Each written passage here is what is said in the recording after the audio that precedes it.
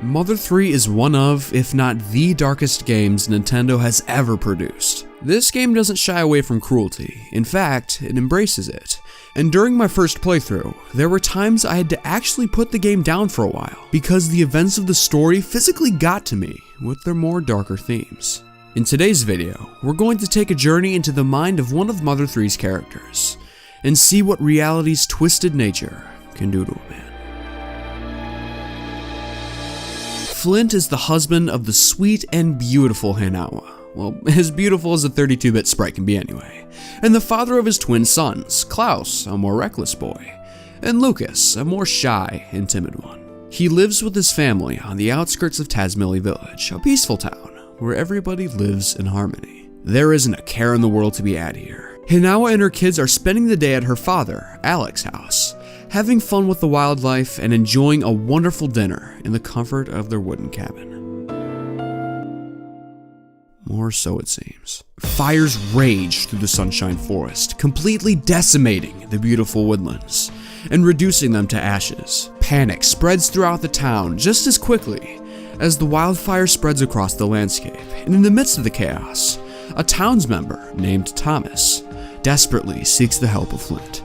Now, Flint wasn't there with his family before these events broke out. In fact, he's been tending to some obligations on his ranch this entire time, completely unaware of the situation at hand. This changes, however, when Thomas straight up rips the doorknob off of Flint's door in an attempt to get Flint's attention. Kinda overboard, pal, but given the circumstances, I can't really blame you. Thomas informs Flint of the situation and says that times like these call for a reckless guy like him. Then, within seconds, the two race off to the Sunshine Forest to see what they can do to save what they can. Now this right here, Flint's decision to go help save the forest, is actually one of the biggest forms of his character development in the entire game. And I'd be willing to bet that some of you didn't realize it. Let's take a look at it from Flint's point of view. When the town is in chaos, when danger lurks around every corner, what would be the first thing you would think about if you were Flint? It's never outright said, but I'd be willing to bet that the only thing going on through Flint's mind with every step he takes is about his family. His wife and twin sons, whom he hasn't seen in, well, quite a long time.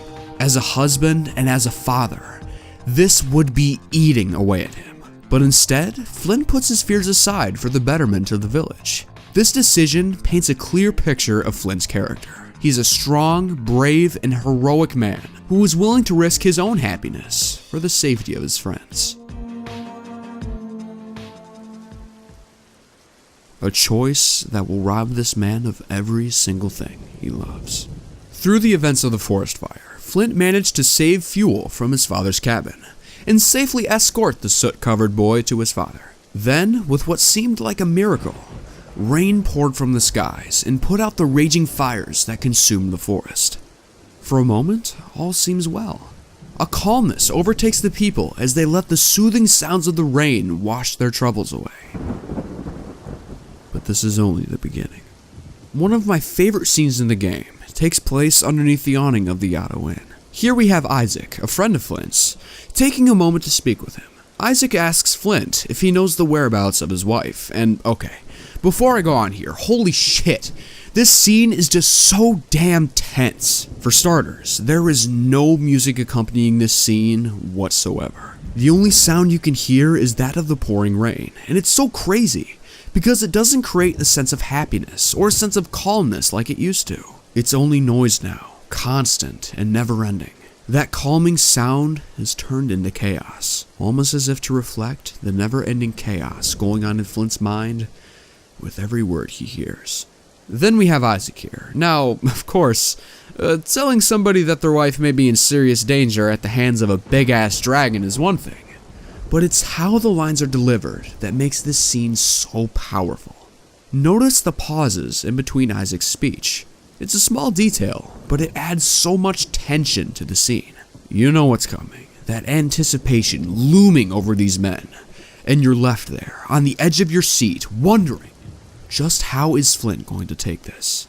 Very subtle details at work, but damn, do they make for one hell of a moment.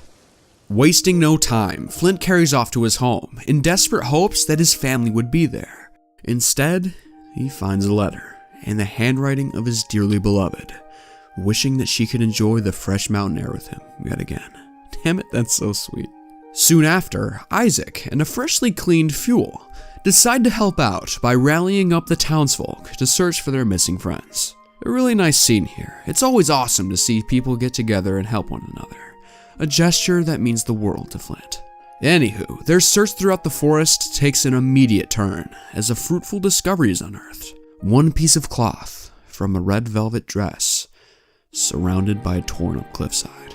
Things aren't looking too good, but a light appears in the darkness in the form of Klaus and Lucas, who have been found unconscious by the river and who are warming up by the fire. Again, things seem to be shaping up.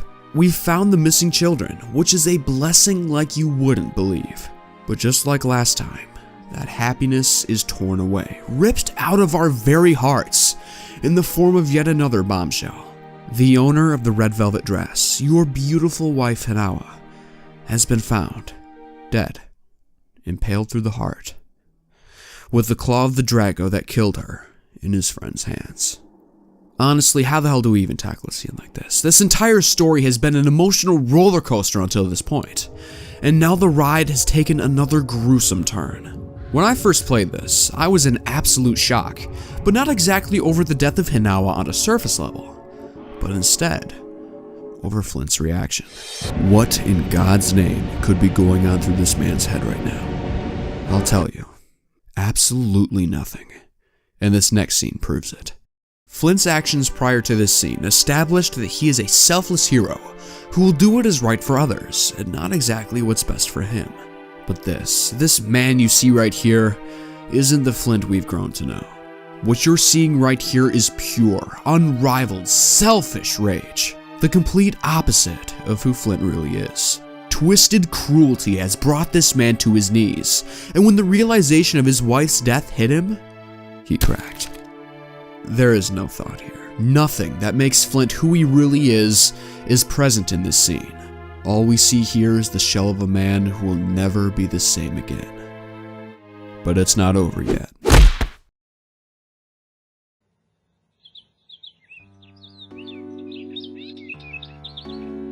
Flint wakes up to find himself locked in the Tazmily jail cell due to the outburst that occurred the night before. For the first time in a long time, he's alone again, all to himself with nobody around, a time where he can finally come to terms with what happened and maybe find some way to heal. That time is cut short, however, due to a visit from his son, Klaus. Klaus, in an act of recklessness and anger, decides that he is going to get stronger and avenge his mother's death. Klaus is a courageous boy, but there's still an aura of mystery as to how he's going to avenge his mother. Not to mention, well, when he's gonna do it. But with that, the young boy leaves in a rush, not without giving his dad the means of escape though. A pretty smart move, man. Flint goes to his wife's grave to not only mourn the loss of his wife, but to comfort Lucas, his heartbroken son. Alec, who hasn't visited the village in quite some time, is in pain as he remembers the wonderful time he had with his grandkids the day before. But that pain quickly switches to worry as Alec realizes that Klaus is nowhere to be found. He asks Lucas if he knows the whereabouts of his brother, and while he was reluctant to say so, Lucas confesses that his brother has journeyed through the mountains to slay the Drago that murdered his mother. Alec yells at Lucas, which, I mean, come on dude, you're gonna yell at the kid who's been through this much already? There's no way he could have stopped his brother. Klaus has a fire that can't be tamed, and nothing was going to stop him from doing what he set out to do. But okay, the mission's clear here. We have to stop this. Now in a race against time, the two go off to find Klaus before he does something we'll all regret. Through gypsies, frogs, caves, and trees, we finally find ourselves on the Dragon Plateau, the place where young Klaus has run off to. In its wake, we find a lone shoe, surrounded by some rock formations. I don't think it's too difficult to see the resemblance here. But then, a monstrous, cyborg-like creature emerges from behind the rocks. A Mecha Drago, the same one that killed Flint's wife. This is it. This is finally the time to avenge your wife. To let the rage take over, and kill the one thing that took your life away.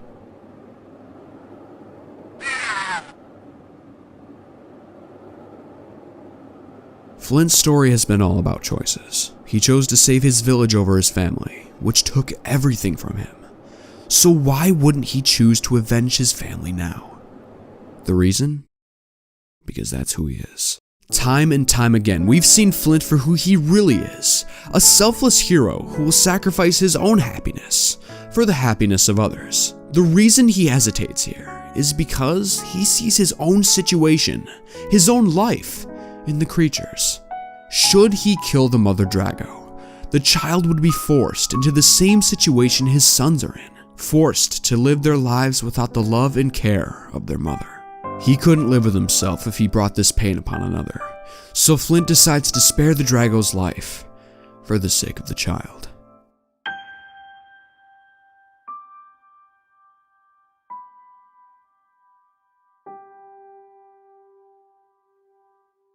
Flint's character comes around full circle here. In the beginning, Flint took the road of the hero and saved the lives of the members of Tazmily, a road which led him down a dark and twisted path.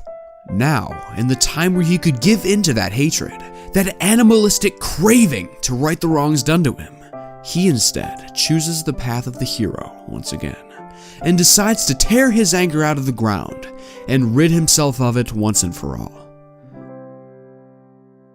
Flint may have had the world against him. He may have felt trapped within, unable to pull himself out of the dirt.